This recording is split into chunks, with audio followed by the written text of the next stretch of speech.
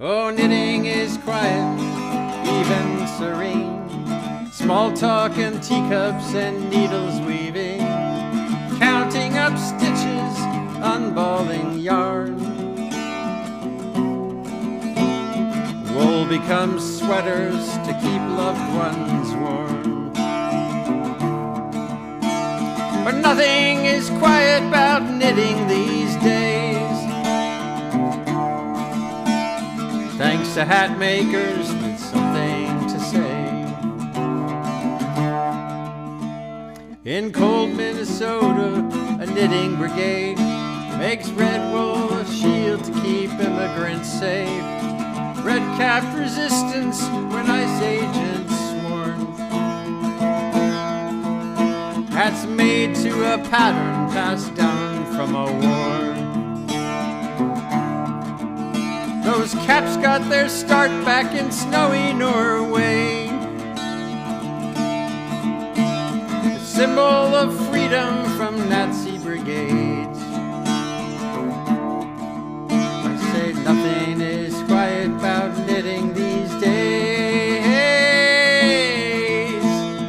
Thanks to hat makers with something to say. Cooking is quiet as stirring a pot, peeling potatoes, keeping soup hot, turning meat into stew, wheat into bread, dishing it out to keep everyone fed. But nothing is quiet about cooking these days.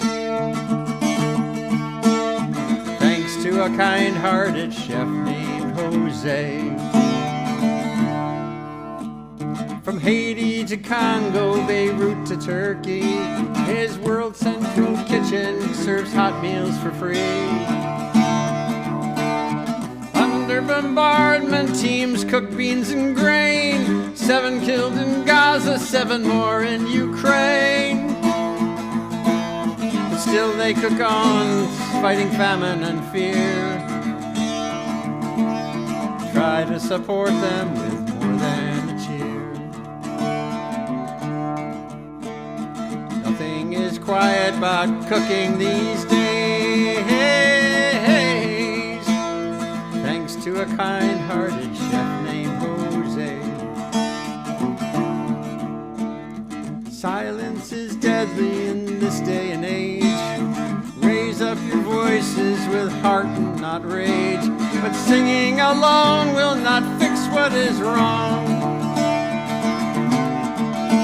Get cooking and knitting, meeting and voting, healing and marching to get the job done.